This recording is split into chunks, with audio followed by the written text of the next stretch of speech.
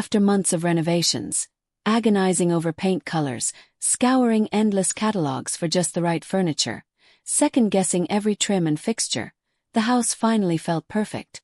Not magazine perfect, but the kind of perfect that feels lived in, safe and warm.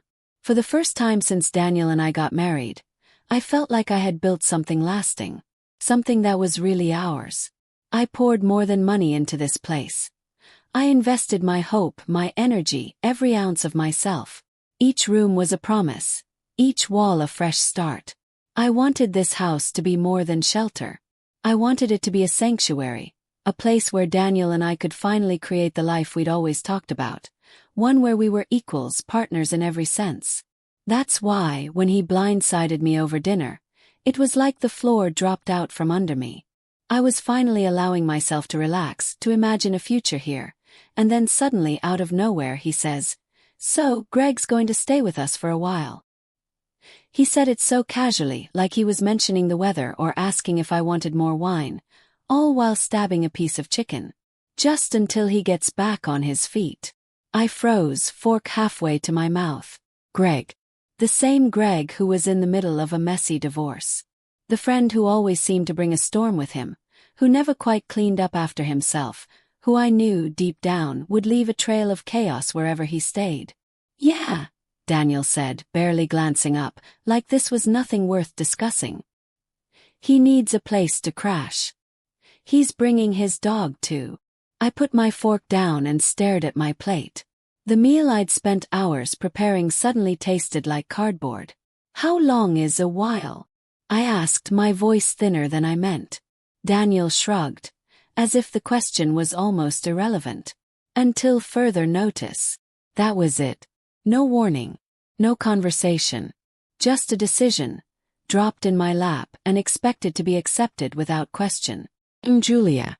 I'm 36, and for the past year, every waking moment outside of work had been devoted to making this place feel like home. Not just for me, for Daniel too. Plus, I'd torn down walls with my own hands, scraped paint off floors, argued with contractors, measured and remeasured spaces that I wanted to get just right. Behind every choice, there was a hope that this house would be a foundation for a new chapter. I wanted to believe we could wipe the slate clean and build something beautiful together. But if I'm honest with myself, maybe I'd been building it alone the whole time, while Daniel drifted from one big decision to the next, always on his terms. Looking back, it shouldn't have surprised me. Daniel always did this. Changed jobs with a shrug, booked expensive trips without so much as a heads up, and now, apparently, invited his newly single best friend and a dog to move in indefinitely. My opinions were always secondary, my concerns dismissed with a wave. "It's fine," or "we'll figure it out." I told myself it wasn't worth the argument, that choosing my battles was better than being labeled difficult. But it wore me down, each time leaving a mark, a quiet resentment that I buried under the next home improvement project. But this time it was different.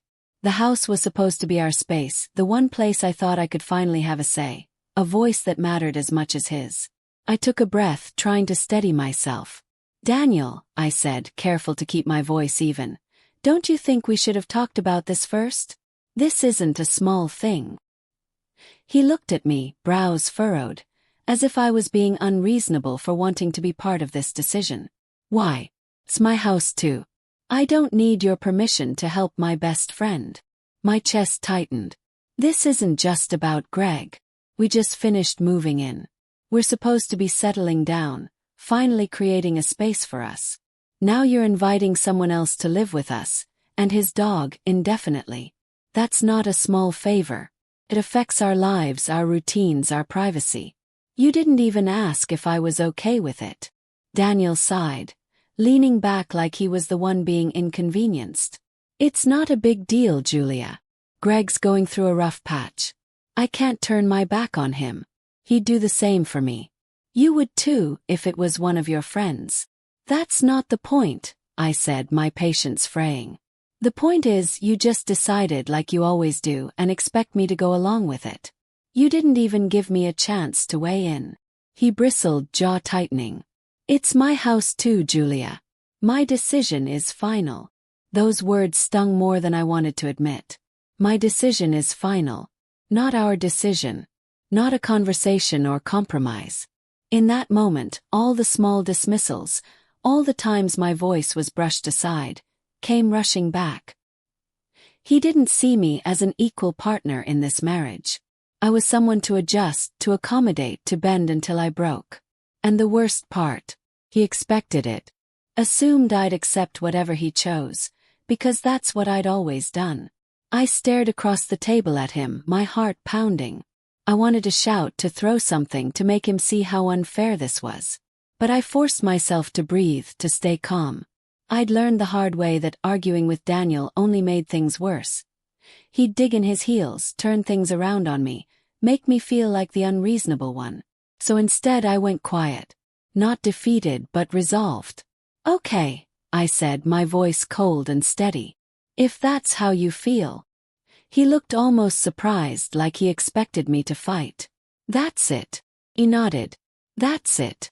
I cleared our plates in silence, retreating to the kitchen while Daniel settled in front of the TV, already moving on.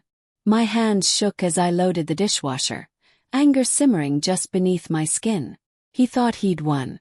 He thought I would just let it slide, that I would swallow my frustration and adapt, the way I always had. But he was wrong. That night, Daniel snored beside me while I stared at the ceiling, wide awake, listening to the creaks of the house I had worked so hard to make ours. Suddenly, it felt like it belonged to someone else, like I was just a guest, living under someone else's rules. I realized that if I didn't stand up for myself now, it would keep happening. My role in this marriage would shrink and shrink until there was nothing left. A plan began to form in the darkness. At first it was just a flicker, a what if, a tiny voice whispering that I didn't have to keep giving in. The more I thought about it, the stronger it became. I wasn't going to yell or plead or try to change his mind. I wasn't going to waste my breath on another argument that would go nowhere. Instead, I'd show him exactly what it feels like when someone else makes all the decisions, when your voice is erased from your own home. When Daniel arrived with Greg and that dog, they'd both discover just how final my decisions could be. In the days that followed, I moved quietly, carefully. Daniel didn't notice a thing. Why would he? He was used to making the rules, to living in a world where everything bent to his will. But I was done letting him write the story of our lives by himself. I had invested too much in this house, in this relationship, to let it be taken over by someone else's choices.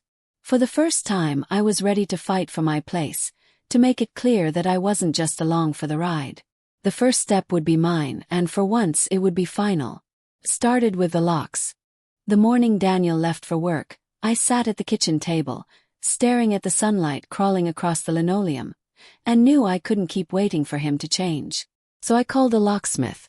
When he arrived, I greeted him with a hollow smile and explained that I wanted every exterior lock replaced. "Just a precaution," I said, my voice steady even as my palms sweated. He didn't need to know the real reason.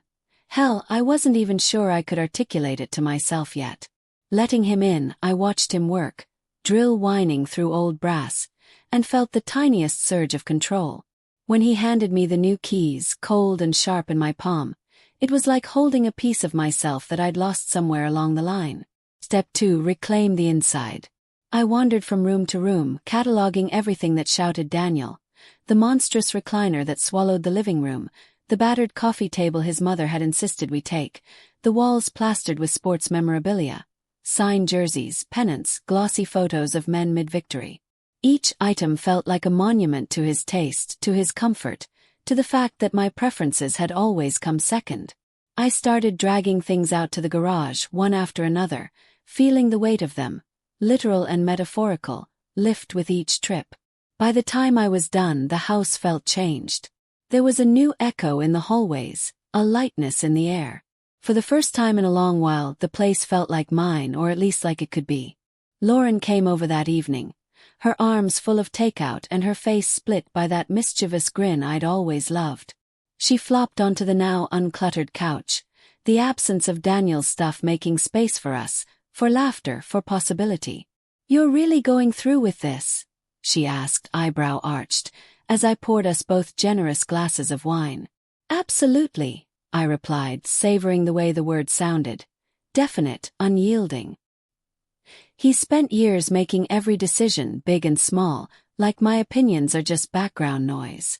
Well, if he wants to see what it's like when I stop going along, he's about to find out. Lauren's grin widened. She clinked her glass against mine.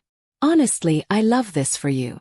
But what's the plan when he shows up with Greg and the dog? You know Daniel always expects you to smooth things over. I shrugged, feeling a newfound steadiness settle in my gut. I'm not here to make anyone comfortable but myself right now. Greg can stay, but not like Daniel imagines. He'll get the guest room, bare bones. No special treatment. And the dog can stay in the yard. If Daniel wants to play the gracious host, he can do it without my help. As we talked, I realized Lauren wasn't just there for support. She was my mirror, reflecting back the strength I'd buried under years of compromise. She reminded me that I had a right to take up space, to draw lines, to expect respect. After she left, I set about preparing for their arrival. The guest room became a statement. A mattress, a single pillow, a threadbare blanket, nothing inviting or cozy. I cleared out every extra, leaving the room as neutral as possible. No welcome here, not until I decided what welcome meant. I packed a small bag of Daniel's essentials, shoes, work shirts, toothbrush, and left it by the front door. It wasn't a threat exactly, but a boundary, a silent message. You don't get to pretend nothing's changed. But the real confrontation would be in writing. I sat at the dining table, pen in hand, and poured myself into the letter. I chose my words with care, resisting the urge to rant. I wanted him to see the truth. Not just my anger, but my resolve, my sense of hurt, the line I was drawing in thick, unmistakable ink. Daniel, this house is our shared home, which means we make decisions together. By inviting Greg to live here without asking me, you ignored my feelings and undermined our partnership. I'm not an afterthought in my own home. If Greg stays, it'll be on my terms. If you can't respect that, you're free to leave. I printed the letter, folded it neatly, and sealed it in an envelope. I taped it to the front door, making sure it couldn't be missed. It was the first thing they'd see when they arrived, and for once, I wanted my voice to be the one setting the tone. The days leading up to their arrival felt strangely suspended, as if the whole house was holding its breath. Daniel mentioned Greg in passing on the phone. His voice casual, assuming, as if my agreement was just a formality. I kept my answers short but civil, refusing to give him any hint of the storm brewing beneath the surface. Lauren checked in every day. Her texts a mix of encouragement and curiosity. I wish I could see their faces when they read that letter, she said, the laughter in her voice both comforting and emboldening. You think Daniel will finally get it?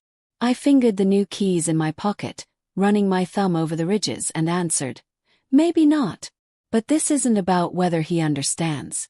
It's about me finally standing up for myself, no matter what he thinks. The morning of their return, Daniel sent a text. We'll be there around 6. Make sure everything's ready for Greg. The entitlement in his words still stung, but it didn't shake me. I spent the afternoon cleaning, making the house shine. Not for them, but for me, as if to signal that I was done hiding, done shrinking myself to fit someone else's idea of home. The guest room was perfectly mediocre, the rest of the house orderly and bright, the letter front and center. I felt a jittery mix of anxiety and anticipation as the clock crawled toward 6. For years, I'd convinced myself that keeping the peace was more important than being heard. That it was easier to stay silent than risk the fallout of confrontation. But now, as I waited by the kitchen, heart pounding, I realized that peace without respect isn't really peace at all. The car pulled into the driveway, headlights slicing through the dusk. I listened from the kitchen, the slam of car doors, the muffled voices as they approached. Then Daniel's voice, sharp and incredulous. What the hell is this? Greg's quieter reply. Looks like a letter. Maybe you should read it. A heavy silence followed. I could picture Daniel's face. Confused, then angry, always so certain that things would go his way. My words hung in the air, impossible to ignore. Then Daniel's voice again, louder, harsher. What the hell is this supposed to mean? The front door slammed, the sound echoing through the newly empty rooms. I stayed in the kitchen, steady and unmoving, letting the silence settle. I didn't need to see their faces to know my message had landed. This was my home, my life, and for the first time in years I wasn't letting anyone, especially Daniel, decide what happened next. I let them stew a while in the living room, letting the silence stretch until it felt almost tangible. From the hallway, I could hear Greg's voice, hesitant and strained, as if he were picking his way across a minefield. Should I leave? I don't want to cause problems, he said, the words barely carrying. His discomfort obvious even through the walls. Daniel's response was immediate and sharp, the kind of anger that fills a room and leaves no space for anyone else. Oh, you're not leaving.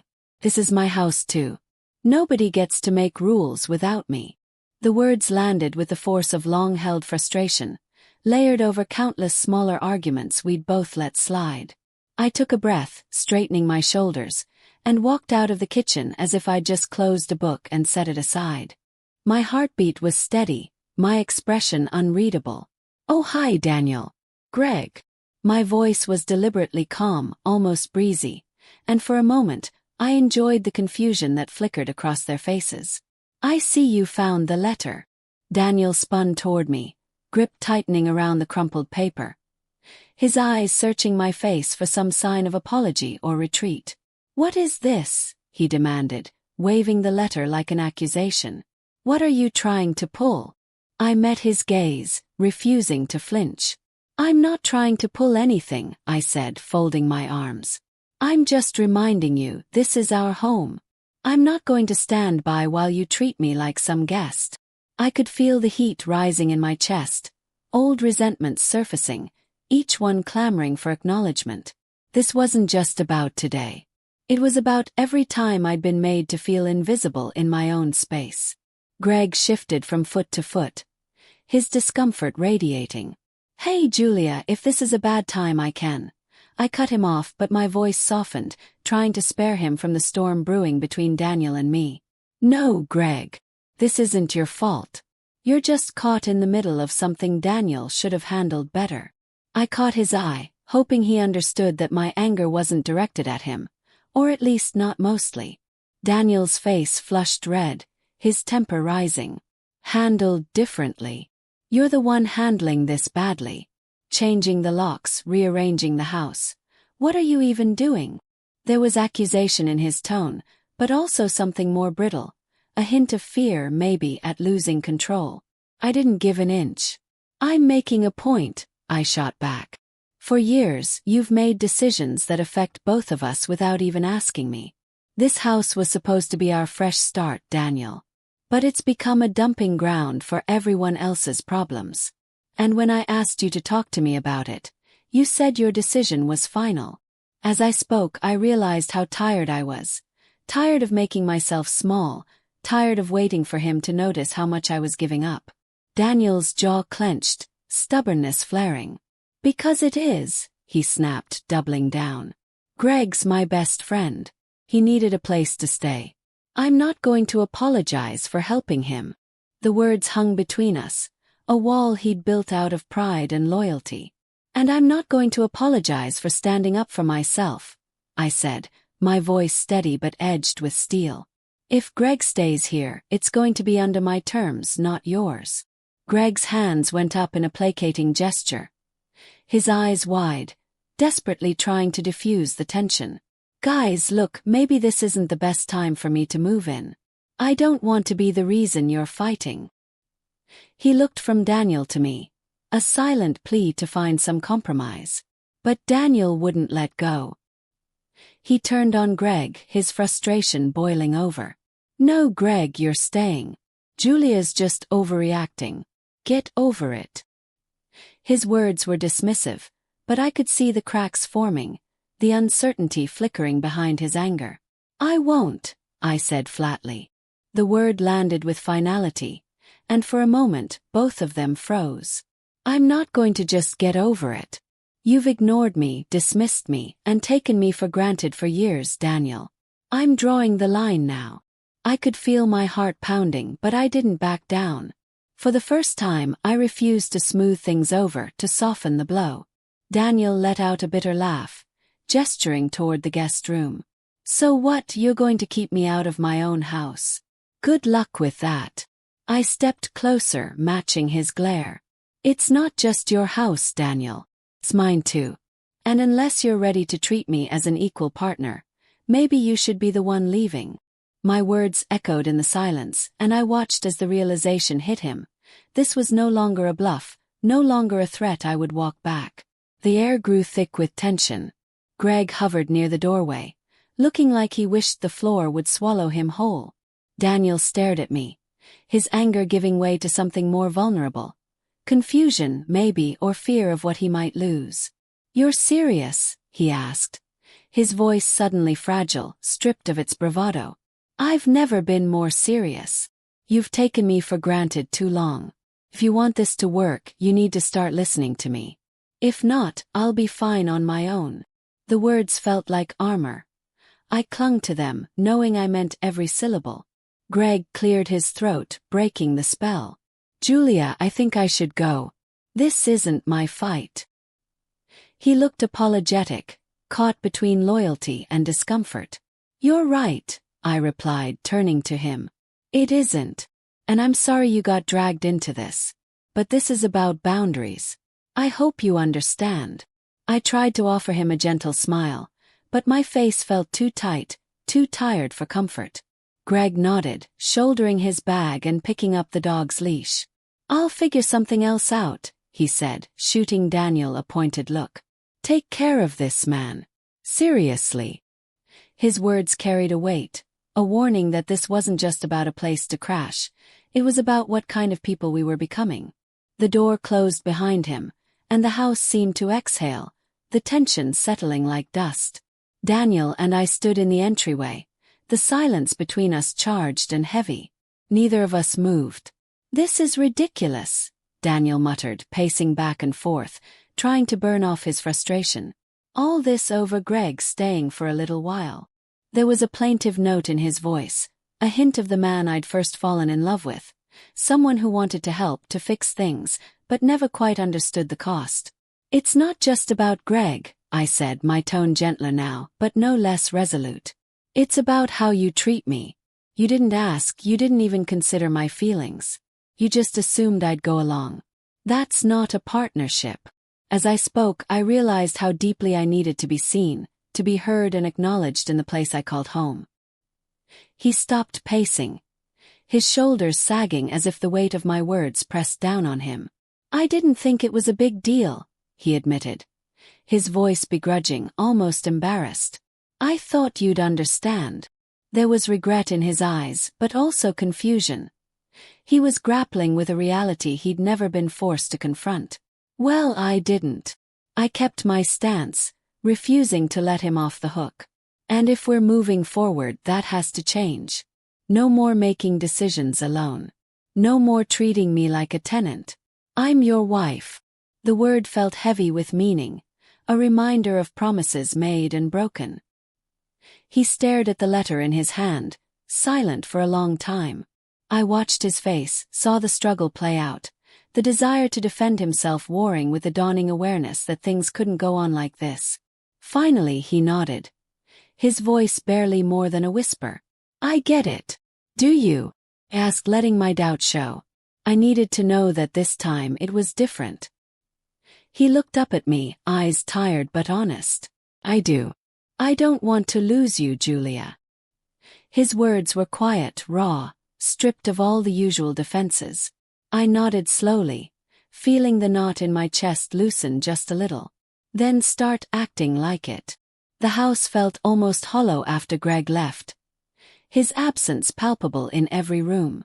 The way he'd gathered his things, the heavy silence of the door closing, those things lingered, reminders of the cost of unresolved boundaries. Daniel slumped onto the couch, head in his hands, the reality finally settling on his shoulders. For the first time in years, I didn't feel like the one who had to patch things up, who had to smooth over the cracks. The silence between us was uncomfortable, but it was honest. For once, I let it be. I kept myself busy in the kitchen, stacking glasses with careful precision, wiping down the counters in slow, circular motions. Anything to keep my hands moving, to keep my mind from spiraling. I told myself I was just cleaning, but really I was trying to build a barrier, some kind of order in the chaos of my thoughts. I had already said what needed saying. My words hung in the air, sharp and unyielding. And now whatever Daniel chose to do with them was his responsibility. I wasn't going to bear that burden for him anymore. For years I'd been picking up pieces, smoothing over cracks, but this time I let the silence settle.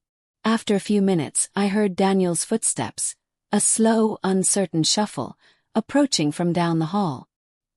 He paused in the doorway, almost as if he was testing the ground before coming in. "Julia," he said, voice so quiet I barely heard it at first. There was a tremor there, a softness I hadn't expected. "Can we talk?" I turned to face him, leaning back against the cool countertop for support, refusing to shrink away. "I'm listening," I said, keeping my tone even. He stood there, rubbing the back of his neck, not meeting my eyes. It struck me how unmoored he looked, as if he was searching for a lifeline he wasn't sure he deserved. "I was wrong," he finally managed, the words falling out in a rush. "About Greg, about how I've treated you. I've been selfish. I didn't even think about how you must have felt." His admission hung in the air between us, raw and unpolished. I didn't rush to fill the silence. I'd heard apologies before, words meant to smooth things over without real change. "Do you get why I'm upset?" I asked, keeping my voice careful, almost clinical. I wanted to see if he understood, or if he was just trying to end the discomfort. He frowned, searching for the right words. "Yeah, I think so. It's not just Greg moving in. It's how I went about it. I made it seem like what you thought didn't matter. That's not okay." He looked pained, as if the truth of it was only just dawning on him. I nodded, slow and deliberate, making sure he felt the weight of it. "No, it's not." He exhaled, shoulders slumping. "I don't know, I've always been the guy who decides fast. I didn't see how much it was hurting us."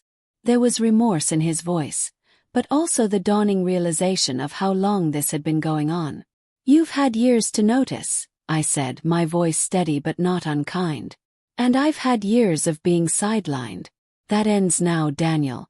If you can't change, if we can't actually be partners, I'm not staying."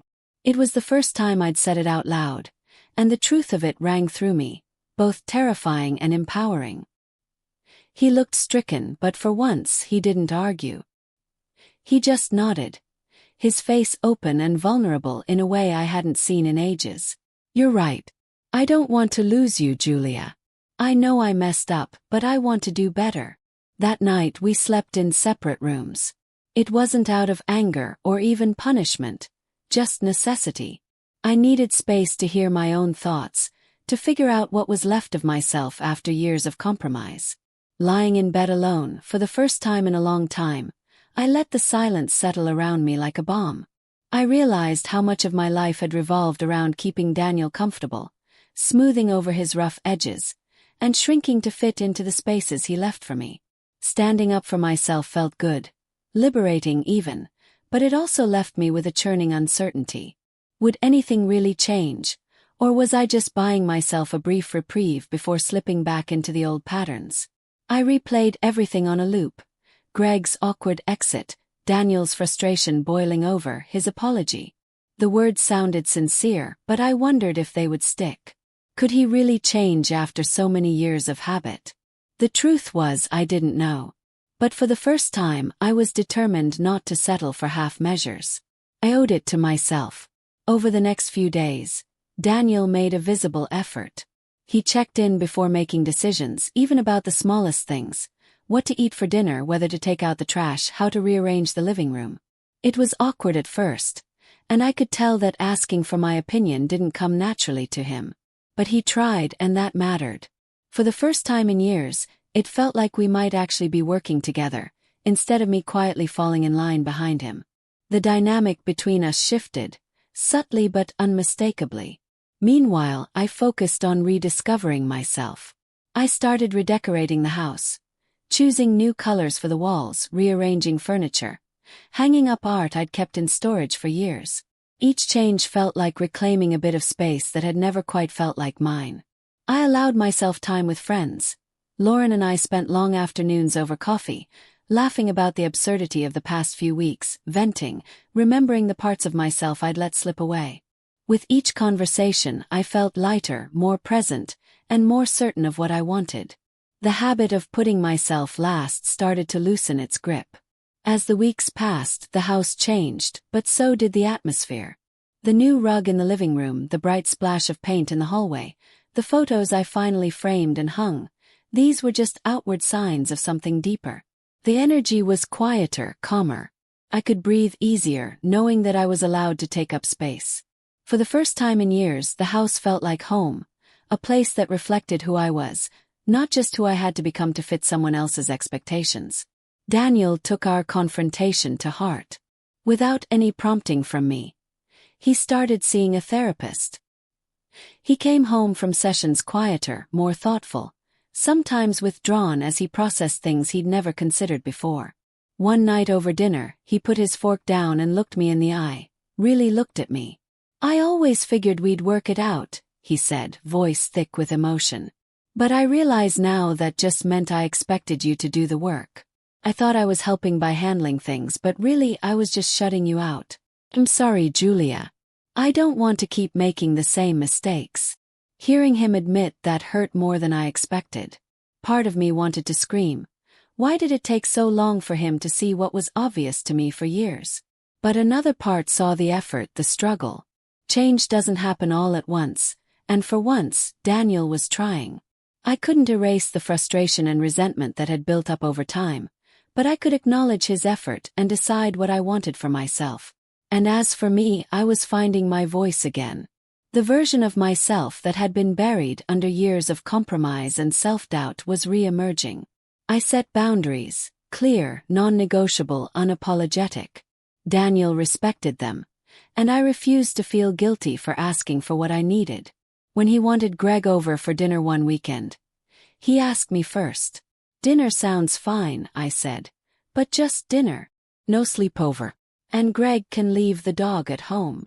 Daniel didn't argue or try to negotiate. He nodded, relieved, maybe even grateful. "Of course. Thanks for saying yes." It was a small thing, but it felt like a victory. Proof that things could be different if I refused to shrink. Lauren noticed the change in me, too. One morning over coffee, she leaned back and grinned. "You look lighter," she said, eyes twinkling. "Happier.